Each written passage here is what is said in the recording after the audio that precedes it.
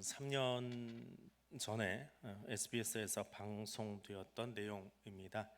송동훈이라고 하는 자기를 문명 탐험가라고 소개를 하는데 그 해가 셰익스피어가 죽은 지 400년 되는 날입니다. 서유럽에서는 굉장히 큰 행사를 벌였는데 그걸 기념해서 셰익스피어의 문학하고 민주주의를 비교를 하는 강연을 한 적이 있습니다.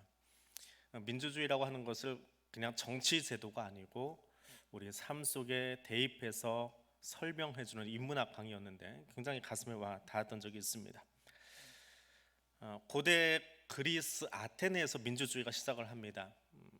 주전 508년 인구 30만밖에 되지 않는 도시에 세계 역사상 처음으로 민주주의라고 하는 민주정치라고 하는 제도가 생겨납니다. 30만 도시에서 500명의 대표를 뽑아가지고 운영을 해보다가 100년 만에 문을 닫아버립니다. 민주주의는 사라졌습니다. 그리고 18세기가 되어서 영국을 통해서 다시 민주정치라고 하는 것, 민주공화정이라고 하는 정치 제도가 생겨나고 그것이 미국을 통해서 서유럽과 미국이 민주정치를 통해서 세계 강대국이 되어지는 걸 보고 후발 국가들이 사회주의를 안 하면 민주주의를 선택하는 것으로 그렇게 양분되는 시대 역사가 있었습니다. 근데 그 민주주의 제도를 가지고 와서 성공한 나라가 얼마나 되느냐? 서유럽하고 북미주 그리고 아시아권에서는 우리나라하고 일본 정도밖에 없습니다. 일본도 천황제이기 때문에 완전한 민주주의라고는 할 수 없고요. 아시아권에서는 우리나라가 아주 독특한 민주주의를 성공시킨 5손가락 안에 꼽는 나라 중에 하나입니다. 다른 나라도 민주주의 있지 않느냐? 흉내는 냅니다. 그런데 온전한 민주체제를 가져가는 것이 아니라 복합 형태 혹은 왕을 두고 있는 형태들로 넘어가고 있습니다. 근데 이 민주주의하고 셰익스피어하고 대체 무슨 관계냐라고 하는 거지요. 셰익스피어의 문학을 비극 문학이라고 부른답니다. 비극적인 내용들이 참 많이 있습니다. 희곡도 있긴 하지만 그런데 고대 아테네에 있어서도 비극 문학가들이 많이 나타났습니다. 문학이라고 하는 것은 그 시대의 산물이거든요. 그 시대를 반영하는 것이 문화입니다. 그래서 그 문화의 내용을 보면 지금 우리 시대가 어떤 방향으로 나가는지가 보인다라고 하는 거예요.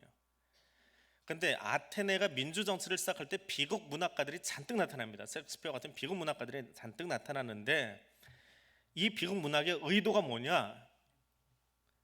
그 비극 문학을 통해서 민주주의가 무엇인지, 민주정치가 무엇인지를 가르쳐주기 위한 것이다 라고 하는 겁니다.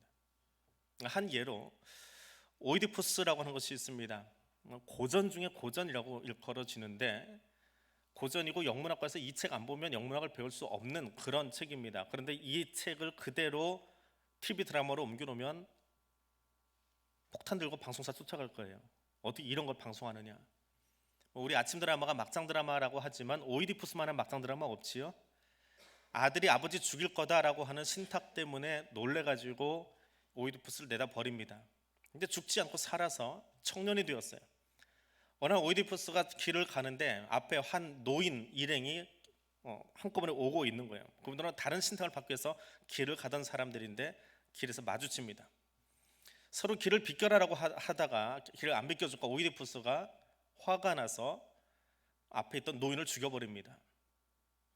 그럼 그 뒤에 또 다른 신탁, 그 마을에 있어서 또 다른 신탁을 해결하고 이 노인의 부인, 과부가 되어버린 그 사람과 결혼을 해가지고 아이를 넷을 낳고 삽니다. 알고 보니까 자기가 죽인 사람은 아버지, 결혼해서 애 낳은 여인은 엄마. 그 막장 드라마로 올라오면, 한국 드라마로 올라오면 어떻게 될까요? 한국 드라마가 막장이 많이 있다지만 그것만한 것은 없습니다. 그런데 이런 이야기를 우리는 고전이라고 읽고요, 그 이야기를 왜 하느냐라고 하는 거지요. 조금 바꿔 이야기하면 길을 막는 노인이 아버지가 아니면 죽여도 됩니까? 아니지요. 노인에게 길을 비켜주고 서로 양보하는 것이 사람 사는 모습이에요. 더불어서 민주정치라고 하는 것은 내가 오늘 선택한 것, 내가 내 삶의 정치대도만 이야기하는 것이 아닙니다. 국가 정치만 이야기하는 것이 아니라 내 개인의 삶에 있어서도 내가 오늘 선택한 것에 대해서는 결과가 따라오기 때문에 반드시 책임을 져야 된다. 민주시민이라고 하는 것은 국가의 주인이 시민이다라고 하는 것은 그 시민들이 국가에 대해서 혹은 개인의 삶에 대해서 책임 있는 삶을 살아야 된다라고 하는 것을 가르치기 위해서 이런 문학 형태가 나타났다라고 하는 겁니다. 똑같은 이치로 이 인류가 만든 정치 체계 민주주의라고 하는 것은 세계 역사 5,000년 역사, 세계 역사는 5,000년, 길게 10,000년 잡는 사람도 있는데 기록까지 남아있어서 5,000년 역사 속에 민주주의는 400년밖에 되지 않아요. 아테네가 100년 해봤고 현대에 와서 400년 해본 정치 제도입니다. 그래서 세계 정치 체계에서는 가장 연약한 체계래요. 근데 그 연약하지만 그걸 잘 끌고 나가는 것이 대한민국이니까 대단한 나라지요. 그 대단한 민주주의를 배우기 위해서 우리는 문학이라고 하는 것을 사용합니다. 그런데 주인으로 사는 것이 그만큼 힘들어서 이런 방법을 사용하고 있는데 그보다 더 힘든 정치체계가 하나 있습니다. 그것이 뭐냐 하면 오늘 설교 제목으로 제가 적어놓은 하주정치라고 하는 거예요. 하나님이 주인 되는 정치입니다. 시민이 주인 되는 정치가 민주주의라고 한다면 하나님이 주인 되는 정치 체계로 살아가는 사람, 그 사람이 하주 시민입니다. 민주 시민으로 살아가는 것도 사실은 굉장히 어렵습니다. 내 삶에 대해서 책임을 져야 하기 때문에. 그런데 그보다 더 어려운 것이 있는데 그것은 하주 정치입니다. 하나님이 주인 되는 삶, 그걸 어디서 우리는 배울 수 있습니까? 민주 정치를 문학을 통해서 배운다면 하주 정치의 유일한 교범은 성경입니다. 성경을 통해서 우리가 하주 시민으로 하나님이 주인 되는, 하나님이 나의 왕이 되는 삶을 살아갈 수 있게 되어집니다. 인류가 비극을 통해서 배웠다면 하나님의 백성들은 성경을 통해서 복의 사람이 어떤 것인지를 배워가면서 하주 시민으로 살아가는 것입니다. 오늘은 그 하주 정치라고 제가 이름 붙인 그 정치 체계, 국가 형태가 아닙니다. 나의 개인의 삶이고 그리스도인의 삶이고 교회의 삶인데 이 삶에 대해서 함께 보려고 합니다. 하주 정치의 첫 번째는 삶의 원리가 하나님께 있다라고 하는 것입니다. 오늘 7절, 8절, 9절 말씀은 우리가 익히 들어 알고 있는 말씀이고 CCM으로도 부르는 그런 구절입니다. 굉장히 멋있지요.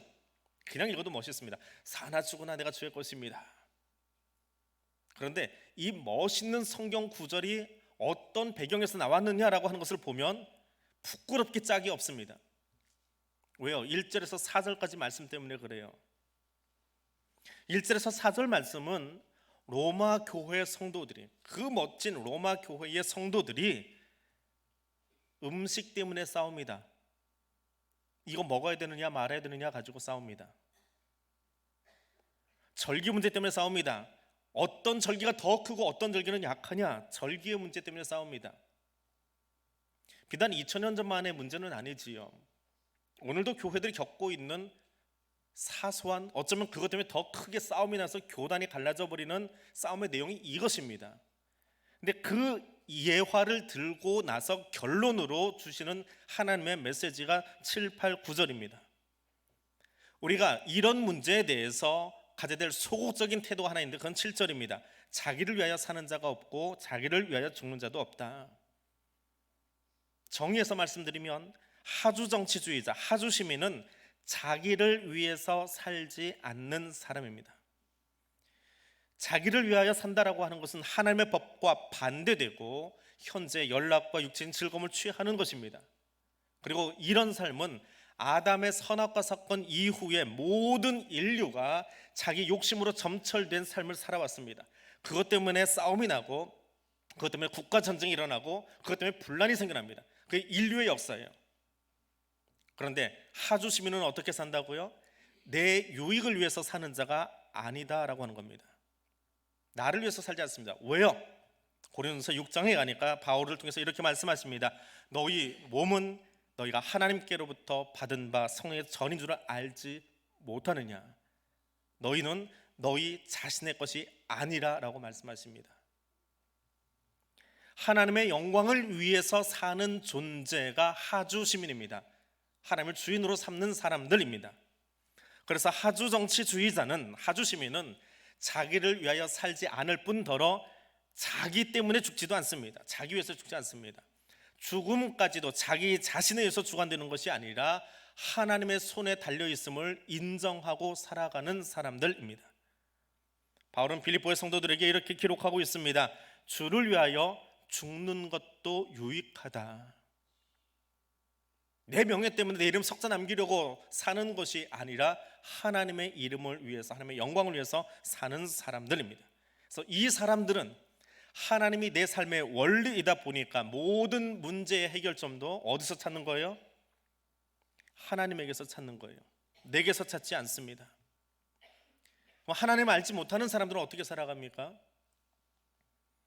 최근에 개봉했던 영화 중에 악인전이라고 하는 것이 있습니다. 듣기만 하고 보지는, 영화를 보라 마라 할 수는 없지요. 개인적으로는 보고 나서 굉장히 찝찝했던 영화 중에 하나입니다. 예고편 보신 분들 있을 거예요. TV에도 나오고, TV 틀면 나오니까 조폭 두목하고 경찰하고 같이 일을 하면서 연쇄 살인마를, 더 나쁜 사람을 잡아내는 그런 드라마, 그런 영화입니다. 결국 마지막에는 그 연쇄 살인범을 잡아요. 누가 잡았어요? 경찰이 잡았어요. 법대로 처리합니다. 또 법대로 처리하려고 하다 보니까 증거가 없어요. 워낙에 교묘한 사람이라. 딱 하나, 그 사람한테 칼 맞았는데 살아남은 유일한 사람이 있는데 그게 조폭 두목이에요. 이 사람이 증인이 되어야 되는데, 이 사람이 증인이 되어지면 이 사람도 교도소에 들어가야 되는 거예요. 그러니까 어떻게 해야 됩니까? 근데 드라마는 결국 그 마동석, 그 사람을 증인으로 세우고 이 연쇄 살인마를 감옥으로 보내버립니다. 근데 칼 맞았던 조폭 두목도 앙금이 있지요. 경찰한테부터 합니다. 내가 증언해 줄 테니까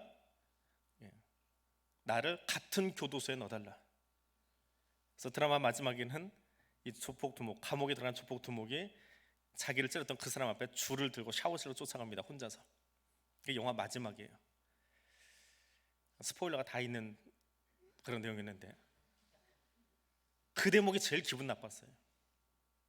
법과 정의가 살아있는 게 아니고 거기에 등장하는 모든 사람들이 다 자기 방법으로 삽니다. 삶의 원칙이 어디에 있습니까? 나에게 있어요.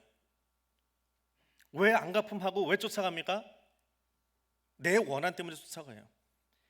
그것이 지금 이 땅의 모습이에요. 영화라고 하는 것, 드라마라고 하는 것은 지금 우리의 삶의 모습을 투영해서 만들어 놓았습니다. 자신의 방법으로 모든 것을 처리하는 사람들, 그것이 세상이거든요. 성도의 삶은 어떻다고 말씀하십니까? 성도의 삶의 원리와 문제 해결점이 모두 누구에게 있어요? 하나님에게 있음을 선언하는 겁니다. 살아도 주를 위하여, 죽어도 주를 위하여. 이것이 하주 시민으로 살아가는 겁니다. 내 방법이 우선하는 것이 아니라, 내 생각이 우선하는 것이 아니라 하나님의 방법만이 우선하는 것, 이것이 그리스도인입니다. 그래서 하주 시민의 두 번째 원리는 삶의 중심이 하나님에게 있습니다라고 하는 보다 적극적인 선언입니다. 7절이 소극적인 선언이라고 한다면 8절은 적극적인 선언이에요. 사나 죽으나 우리가 주의 것입니다. 훨씬 더 적극적인 태도입니다. 내 생과 사의 표준이 하나님이심을 표방하는 겁니다. 7절이 살아도 나 위해서 살지 않고 죽어도 나 위해서 살지 않아 라고 작은 소리로 말했다면 8절은 내 삶과 내 죽음조차도 하나님의 것입니다. 하나님이 주관하십니다. 그분이 하시는 겁니다. 내 임의로 할 수 없습니다 라고 말하는 겁니다. 성도가 자기 유익을 위해서 사용하는 것이 아니라, 자기 주장을 쓰는 것이 아니라 내 삶을 통해서, 내 말을 통해서 하나님의 영광을 드러내기 위해서 사는 거예요. 왜 그렇게 살아갑니까? 고린도의 성도들에게 보낸 서신 속에 하나님은 바울을 통해서 이렇게 말씀하십니다. 너희는 값으로 산 것이 되었으니 그런즉 너희 몸으로 하나님께 영광을 돌리라. 사나 죽으나 내 생사의 권한이 하나님께 있습니다라고 하는 이 말은 자살하지 마세요, 그게 아닙니다. 그런 소극적인 표현이 아니에요. 하이델베르크라고 하는 요리문답이 있습니다. 우리는 보통 웨스트민스터 신앙고백이나 혹은 소요리문답을 배우는데 그것이 만들어지는 과정 속에 중간에 있었던 요리문답입니다. 그 첫 번째 질문이 이것입니다. 사나 죽으나 당신의 유일한 위로는 무엇입니까? 답을 어떻게 적었냐 하면 사나 죽으나 나는 나의 것이 아니라 몸과 영혼이 구주 예수 그리스도의 것입니다. 주께서 보배로운 피로 나의 모든 죄값을 치러주셨고 마귀의 권세로부터 나를 자유하게 하셨습니다. 하늘에 계신 아버지의 뜻이 아니고는 나의 머리털 하나도 상하지 않습니다. 주는 나를 지켜주십니다. 이 모든 것이 협력하여 나의 구원을 이루어갑니다.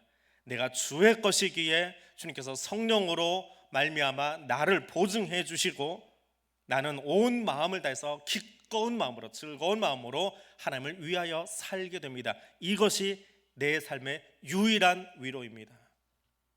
이렇게 살고 계십니까? 근데 8절은요, 오늘 8절 이렇게 적고 있습니다. 사나 죽으나 주의 것이다. 제가 이 말씀을 소개하면서 서두에서 말씀드렸지요. 이거 읽으면서 굉장히 부끄럽다고요. 왜요? 로마에 있는 성도들에게 하나님이 바울을 통해서 편지를 보냈습니다. 서신을 보내면서 1절에서 6절의 말씀을 읽어보니까 왜 음식과 절개 사소한 문제를 가지고 교회가 그리스도인이 죽을 뚱살뚱하고 덤비면서 싸움박질하고 있느냐라고 하는 겁니다. 그걸 지적하고 있는 거예요. 그리고 나온 말씀이 7, 8, 9절이에요. 얼마나 부끄럽습니까? 문제 제기된 것이 뭐냐 하면 먹는 거 가지고 싸움박질 났다는 거예요. 내 자존심 상하고 그것 때문에 내 생명 걸고 내가 죽을 때까지 일 잊어버리나 보자 이 갈고 있는 사람들, 이게 어디서 있다고요? 세상의 모습이 아니라 교회 안에 있었던 모습입니다. 로마 교회 안에 있었던 모습이에요. 그것 때문에 하나님 바울을 통해서 성경에 그것을 기록해 놓으시고 사나 죽으나 너는 내 거야, 네 삶의 원리는 내가 돼야 돼. 그런데 고작 음식 문제 가지고 고작 절개 문제 가지고 고작 그까지 문제 가지고 싸워야 되겠니? 바꿔야 되겠니? 그게 뭐가 대수야? 그게 뭐가 문제야? 내 영광 드러내는 게 중요한 것이지, 하나님의 영광을 드러내기 위해서 살기 위해 몸부림치는 것이지, 네 자존심 때문에 너 먹고 마시는 것 때문에 절개 지키는 것 때문에 어디를 견주어서 그것 가지고 교회에서 성도끼리 싸우고 있느냐? 말거리도 안 되는 그것 당장 치워라. 이것이 7, 8, 9절의 직설적인 표현입니다. 근데 그 말뜻을 알고 읽고 보니까 얼마나 부끄러운지요. 정치라고 하는 것은 국가 정치만 이야기하는 것이 아닙니다. 내 개인 정치도 얘기하는 거예요. 내가 나를 어떤 주관을 가지고 사느냐라고 하는 겁니다. 지난 주간 신문에 저 사진 하나 때문에 주초에 아주 우스운 일이 있었지요. G20 정상회의차 문재인 대통령이 간사이 공항에 내렸습니다. 마침 비가 오고 있어서 트랩을 내려오는데, 비행기에서 내려오는 계단을 내려오는데 위에 이렇게 뚜껑이 달린 게 있어요. 폐쇄형이라고 그래서 내려온 게 있습니다.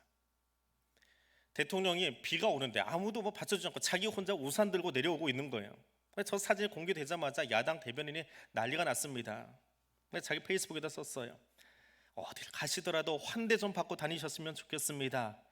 일본이 의전상 문제가 있었는지 소상하게 보고해 주실 것을 촉구합니다. 시진핑은 뚜껑이 있는 트랩을 내려왔는데 우리 문재인 대통령은 왜 저렇게 홀대 받고 다니십니까? 라는 소위 홀대론이라고 이름하는 그 사진과 글이 올라왔습니다. 오전에 잠깐 반짝하면서 난리가 났지요. 근데 오후도 아니죠, 금방 반박문이 나왔습니다.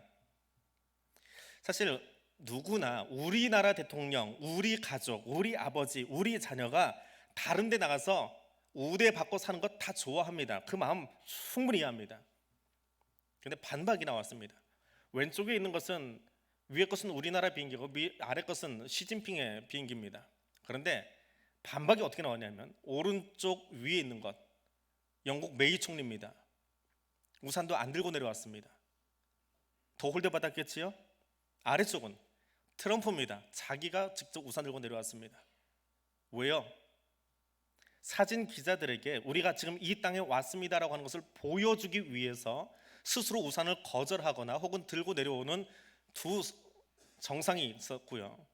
누구는 비 맞는 것을 피하기 위해서 트랩을 데려온 사람도 있었습니다. 의전의 문제가 아니라 그들에게, 기자들에게 내가 왔습니다라고 하는 것을 보여주기 위해서 일부러 선택한 행동입니다. 한나절도 안 돼서 홀더론에 쏙 들어가 버렸습니다. 그런데 저 뉴스를 검색하고 살펴보다가 더 재미있는 것을 보았습니다. 혹시 저 사진 보신 분 계십니까? 똑같은 날 우리나라 사람들은, 우리나라 야당 대변인은 문재인 대통령의 우산 때문에 홀대론을 등장했는데요, 일본 사람들이 제일 싫어하는 말이 있습니다. 재팬 패싱이라고 하는 말입니다. 일본이 무시당하고 국제정세에서 옆으로 비껴나 버리는 거예요. 저 사진이 재팬 패싱입니다. 일본은 저것 때문에 동일한 날 난리가 났습니다. 왼쪽 사진은 트럼프가 사진 찍기 위해서 들어오다가 문재인 대통령을 보자마자 손을 내면서 뭐라고 쏟닥쏟닥 둘이 얘기를 했답니다. 그리고는 다음 장면은 저렇게 어깨에다 손을 대면서 좋다고 서로 인사하고 챙겨주고 자기 사진 찍는 자리로 갔대요. 근데 그 다음 장면, 이제 문재인 대통령 인사가 끝났습니다. 가운데쯤이 트럼프 위치인데 들어가고 있는데 아베 총리가 여기 서십시오라고 손짓을 하고 있는데 아베한테 눈길도 안 주고 인사도 안 하고 그냥 지나가 버렸답니다. 일본 젊은 애들이 난리가 났습니다. 미국이 일본 무시하고 있다. 재팬 패싱 또 시작됐다. 대체 어떻게 아베가 처신했길래 트럼프와 우리 총리한테, 그것도 이 정상회의를 개최하고 있는 이 나라의 수반한테 저렇게 무시하고 지나가느냐. 일본 저것 때문에 지금 난리 났습니다. 저 해명이 안 됩니다. 우리는 반나절 나서 해명이 끝나버렸는데 일본은 저것 때문에 문제입니다. 그러면 우산의 이야기나 악수하는 이야기나 뭐가 문제예요? 내가 드러나지 않아서, 내 자존심이 상처받아서, 그것이 세상 사람들의 모습이더라 라고 하는 겁니다. 다시 하주 정치로 돌아갑니다. 하나님이 주인 되는 정치 말입니다. 하나님이 주인 되시는 정치와 삶이 8절입니다. 우리가 살아도 주를 위하여 살고 죽어도 주를 위하여 죽나니 그러므로 사나 죽으나 우리가 주의 것이로다. 이 말씀을 풀어내면, 하나님의 영광이 드러난다면 나는 한없이 낮아도 괜찮습니다 라고 하는 구절입니다. 하나님의 거룩하신 이름이 드러난다면 내 이름은 지워져도 괜찮습니다 라고 하는 표현입니다. 하나님이 하신 일이 드러날 수만 있다면 나는 무시당해도 괜찮습니다 라고 하는 말입니다. 그래서 세상 사람들이 나를 향해서 바보라고 하여도 하나님 나를 기억해 주시면 괜찮습니다. 이미 타기한 김수환 추기경이 스스로를 바보라고 이야기합니다. 우리나라 신부 중에 유일하게 교황이 될 수 있을까라고 점쳐봤던 사람, 대한민국 천주교 역사 속에 가장 큰 거목이었던 그 사람이 스스로를 이야기하기를 바보라고 합니다. 왜요? 몇 개 국어를 하고 머리도 그렇게 좋고 큰 흔적도 남겼던 그 사람은 왜 바보입니까? 하나님만 드러나기를 원했기 때문에 그러지요. 그것이 하주 시민입니다. 하주 시민은 내 삶을 통해서 하나님만 드러나도록 살아가는 사람입니다. 그런 하주 정치주의자들로, 하주 시민으로 살아갈 수 있기를 원합니다. 하주 정치의 마지막은 죽은 자와 산 자의 하나님이심을 인정하며 살아가는 사람입니다. 세상살이도 그렇고 정치 분야도 그렇지만 목사도 때로는 이런 일들에 휘말릴 때가 있습니다. 예전에 교회 있을 때 그때는 교회 외부 활동을 좀 많이 했습니다. 할 수밖에 없는 상황이 있었고요. 그 교회도 지역에서 규모가 있다 보니까 연합회 활동이나 노회 활동을 꽤 일찍 시작을 했습니다. 노회 임원도 들어가 있었고요. 그런데 지금보다 15년 전에요. 15년 전에 연합회 활동을 나가면 소위 시 조찬 기도에 들어가면 그 제일 VIP 메인석에 앉는 사람들이 누굴까요? 시장이나 거기선 도백이라고 부릅니다. 도지사, 국회의원급들, 또 지역에 한 60, 70대는 어른들이 그 자리 테이블에 한 10대 명 앉습니다. 거기 제 자리가 하나 있어요. 기분 좋겠다라고 하는데 정말 싫었습니다. 얼마나 불편한지 몰라요. 제가 정치인은 못 되는 것 같아요. 그런 자리에 앉아 있으면 너무 힘들어요. 먹는 게 아니고 기도하는 것도 아니고 이건 그냥 무슨 모임이 좀 그래요. 저와 비슷한 연배, 나와 나이도 비슷하고 행동 비슷한 그런 또래는 어디냐면 저 뒷자리에 있어요. 모임에서 가면 저 뒷자리에 테이블 깔아놓고 거기서 자유스럽게 디저트까지 시키면서 먹는데 앞자리는 디저트 먹을 틈이 없어요. 왜요? 이 사람들 인사하러 온 사람들이거든요. 조찬기도에 하러 온 사람들이 아니라고요. 이 사람들은, 그 정치인들은요. 밥 반쯤 먹다가 일어나서 그 다음 일정에 나갑니다. 나가면 이 테이블은 뭐가 돼요? 아무것도 아니에요. 이미 메인석에 나가버리면 남아있는 사람들 거기서 계속 밥 먹지 못합니다. 일어서 그냥 엉뚱좀 나가요. 근데 뒤에 나가다 보면 내 친구들은 열심히 디저트까지 모처럼 호텔 식사하는데 그러고 있습니다. 그 자리 자체가 불편해요. 그래서 늘 뒤에 앉아 있었습니다. 친구들하고 앉아 있었어요. 근데 시작을 하려면 앞에서 부릅니다. 아무개 교회 목사님 어디 계십니까? 앞으로 나오세요. 쭈삣쭈삣 나가면 뒤통수에서 느껴진 게 있어요. 젊은 놈이 좋겠다. 대놓고 이야기하시는 분도 있습니다. 지나가고 있는데 야 젊은 놈이, 별소리 다 들어봤습니다. 그럼 앞에 나가는데 그 자리가 그렇게 좋지 않아요. 그래서 그다음부터 일부러 조금 늦게 갑니다. 왜? 뒤에서 친구들하고 좀 어울리고 싶었어요. 모처럼 만난 그 시의 혹은 지역의 동기 목사들 만나서 이야기하다가 모임 시작하면 앞자리 가서 앉았습니다. 끝나기 무섭게 밖으로 나와버렸어요. 근데 그런 내 모습을 제일 싫어하는 사람이 있습니다. 나는 불편해서 그러는데 교인들이 싫어해요. 목사님, 우리 교회가 지역에서 어떤 교회인데 그 자리 지키고 계셔야지요. 왜 그 자리 자꾸 피하십니까? 나중에는 눈 감고 앉아서 밥 반쯤 먹다 나왔습니다. 목회 세계도 정치 세계도 다 똑같습니다. 사람 사는 세계가요, 내 자존심이 우선이고 내 이름이 우선이고요. 하나님 바울을 통해서 말씀해 주시는 하나님의 통치권에 관한 말씀입니다. 앞에서 이야기했던 1절에서 4절에서 이야기했던 그 말도 안 되는 이야기, 음식의 이야기, 절기의 이야기, 거기에 자존심 걸고 교인들이 싸우고 있어야 되겠느냐? 로마 교회 성도들에게, 그리고 오늘 우리에게 동일하게 말씀하십니다. 하나님은 산 자의 하나님만이 아니라 죽은 자의 하나님도 되신다고요. 하나님이 죽은 자의 하나님이 되신다라고 하는 이 말은 그리스도의 구속의 목적이, 구원의 목적이 무엇인지 말씀해 주기 위한 거예요.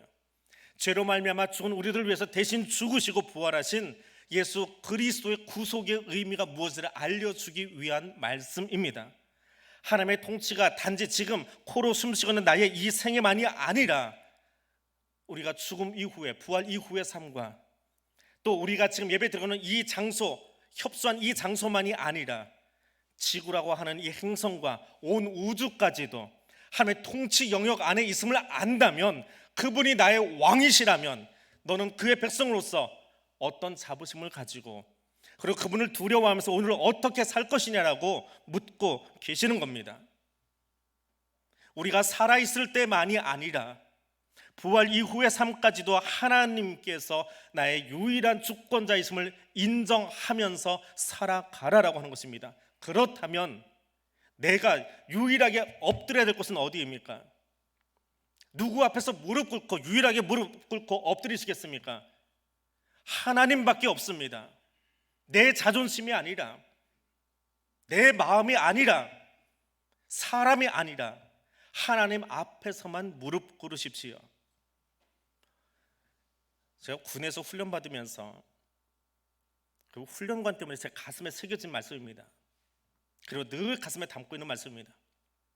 몸은 죽여도 영혼은 능히 죽이지 못하는 자들을 두려워하지 말고 오직 몸과 영혼을 능히 지옥에 멸하실 수 있는 자를 두려워하라. 사관학교 훈련 참 거칩니다. 병사들의 훈련하고는 몇 배 차이가 납니다. 정말 혹독했고 아침마다 너무 힘들어서 퇴교하는 아이들이, 자발적 퇴교하는 아이들이 아침 체조하실 때마다 눈에 보입니다. 쟤들 간다, 니들도 나갈래? 그렇게 빈정거리면서 우리를 약 올리면서 훈련을 시킵니다.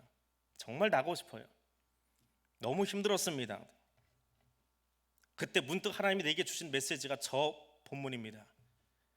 내 몸과 영혼도 죽이지 못하는 그 사람들 두려워하지 말고 내 영혼을 죽여서 지옥으로 던져버릴 수 있는 하나님을 두려워하라고 말씀하시더라고요.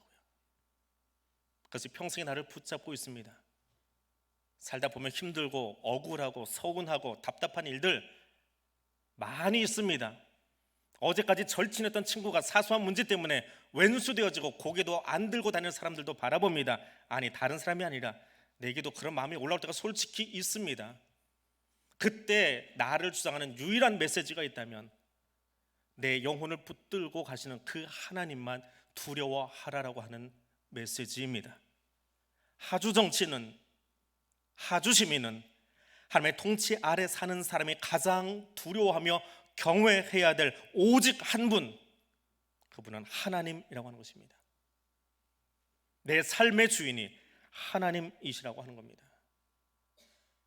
말씀을 맺습니다. 세계 역사 속에, 고대 세계를 포함해서 5,000년이라고 하는 세계 역사 속에 500년도 안 되는 민주주의라고 하는 제도를 이 대한민국은 기적적으로 이 땅에 뿌리 내리게 한 세계에서 정말 독특한 민족이고 훌륭한 민족입니다. 저나 여러분은 그 사회 속에 살고 있습니다. 땅은 작은지 모르겠지만 서유럽 몇 개 하고 북미 몇 개 나라 외에는 해보지 못한 제도를 우리는 해내고 있는 정말 대단한 민족입니다. 황제의 나라에서 일제강점기에 불과 30여 년 만에 민주주의라고 하는 세계 역사에서 500년 걸려 간신히 정착시킨 것을 지금 우리는 완전히 이 땅에 구현해놓고 있지 않습니까? 그리고 그 땅에서 사는 그리스도인들이 세계 기독교 가서 몇 년입니까? 근데 대한민국이 한반도의 기독교 역사는 몇 년이에요? 그 짧은 역사 속에 제2의 예루살렘이라 불리는 평양 대붕운동을 일으키고 얼마나 많은 교회와 성도들을 이 땅에 심었습니까? 그리고 세계에서 두 번째로 선교사를 가장 많이 파송하는 그런 나라가 되었습니다. 우리 역사의 선진들이, 우리 할아버지가, 우리 아버지가 그 일을 이루어낸 것을 가슴에 담고 자랑스러워하는 것 좋습니다. 지금은 어떻게 사십니까? 지금 나는 그 역사적인 자부심을 가지고 민주 대한민국에서 이렇게 좋은 교회에서 신앙생활하면서 나는 이 시대에 대하여 어떤 사명자로 살아가고 있습니까? 민주시민을 뛰어넘어서 하주시민으로 하나님이 나의 주인이십니다라고 하는 그 시민의식을 가지고, 천국 시민의식을 가지고 역사 자랑하는 교회가 아니라 오늘 이곳에 빛과 소금의 사명을 감당하고 하주시민의 진면목을 보여줄 수 있는 그리스도인으로 오늘을 살아가실 수 있기를 원합니다. 기도하겠습니다. 만군의 주 여호와 하나님, 우리는 하나님을 이렇게 부릅니다. 그러나 나는 하나님을 왕으로 모시지 않고 내가 왕 되어 살았음을 부끄럽게 고백합니다. 내가 왕되고 내가 인정받고 내가 으스되고 싶은 마음으로 살았습니다. 세상과 다를 것 없는 나의 정치가 내 삶을 붙잡고 있었습니다. 거룩하신 하나님, 바울을 통하여 알려주신 대로 이제 내가 죽어도, 이제 내가 살아도 오직 하나님만을 나의 주권자로, 나의 왕으로, 오직 영광 받으실 분으로 살기를 원합니다. 나의 가치관과 말과 행동이 성경 말씀대로 변화되도록 성령 하나님 나를 이끌어 주시옵소서. 예수님 이름으로 기도드립니다. 아멘.